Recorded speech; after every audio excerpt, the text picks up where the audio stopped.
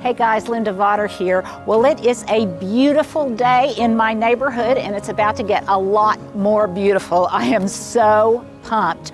We're getting ready to do an entire landscape makeover with Southern Living Plant Collection plants in front of this gorgeous Georgian home right across the street from me. It's a quintessential Southern beauty and we're going to use quintessential Southern plants all from the collection. We're using things like white wedding hydrangeas, encore azaleas, obsession nandinas, baby gem boxwood is going to be just an explosion of color and texture in that kind of color echo feel that I just absolutely adore in a landscape. It's going to be spectacular. And we're going to share every step of our design process with you. How we were motivated to select the plants that we did, why we selected them, the installation, the entire process. And I hope that you'll join us, follow along as we create this beautiful landscape in front of a very beautiful Southern home.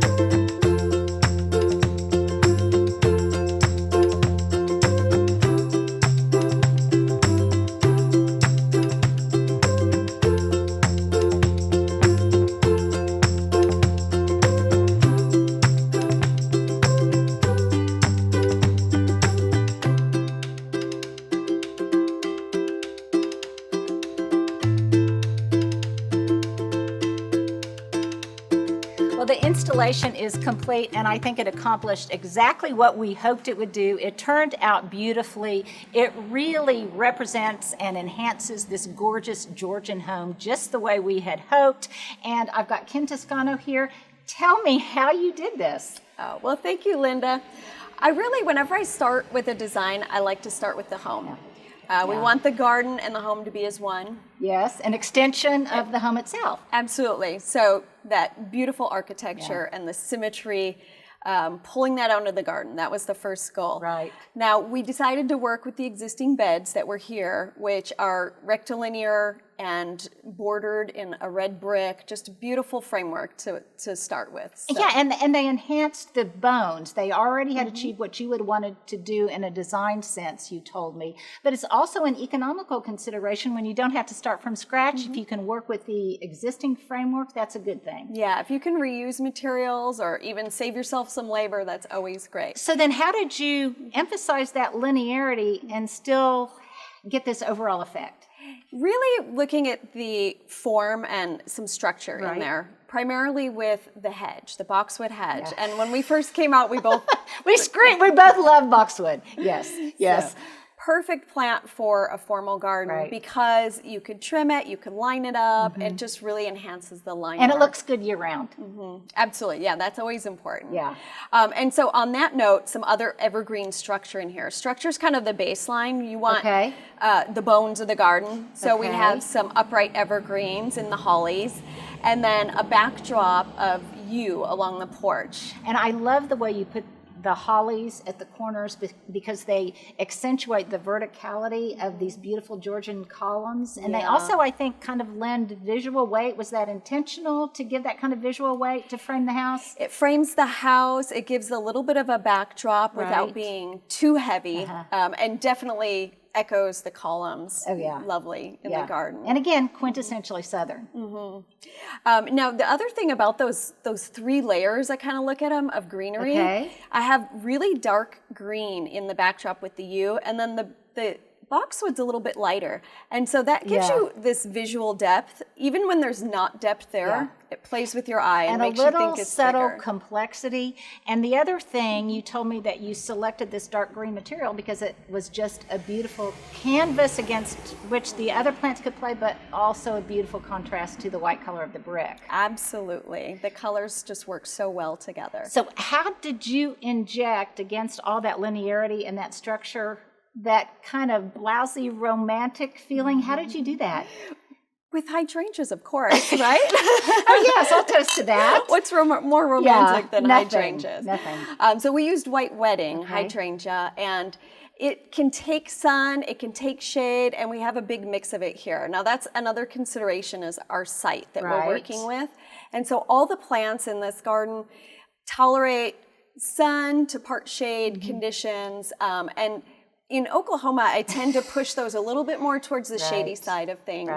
But we have two sides to the garden, the east and west, and of course they're not going to be identical. So we want to select plants that'll do well on both And I parts. live across the street, and I can attest to that because just facing north, her conditions aren't quite so severe as mine. Her flies are equally as severe on my side of the street. But really being able to have plantings that can handle both east and west and the different, variabilities of an Oklahoma summer and Oklahoma winter, that really is a testament to your good design. So they wanted this to be low maintenance. They're a busy family, and yet it still has lots of color. So how did you do that without planting flat after flat of annuals? Right. I try to avoid annuals when a client wants low maintenance because we both know that's not low maintenance. Right. Of course, the hydrangeas bring in a lot of energy to the garden. Now they're white, but they still have that really strong impact. And even when the flower heads start to dry. Oh, beautiful. They're beautiful, texture. Absolutely. Color-wise, I looked at foliage. So we have nandinas that have this red color that shifts throughout the seasons into a little bit different hues. There's also variegation in the Phacetra, which is just a fun plant. It also creates a little bit of an accent in the garden with that upright structure. And it's a real novelty. So if you're someone that really would like to have a plant that nobody else has, it is definitely a showstopper. It's got interesting variegation and also some verticality, again, to accentuate the columns. And it also, did you do that intentionally to frame the front door? Yeah, as you come up, it just gives you that little emphasis that we're arriving. It's almost like a portal, right? Yes, I love that. I really love it. Makes you feel almost as if you're going through kind of a living gate. It's really beautiful.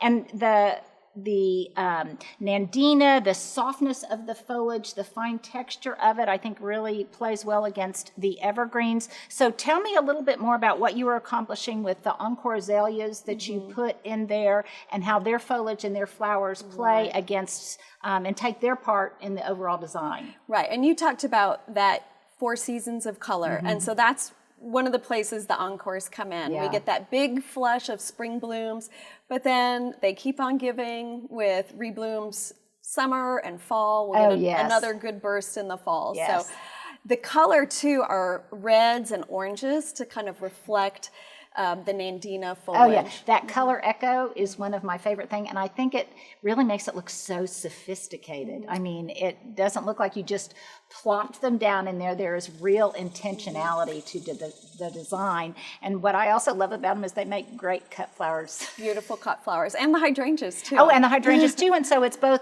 practical, it's really the extension of a garden home and a garden lifestyle, which I know is something that the Southern Living Plant Collection and Southern Living in general is all about.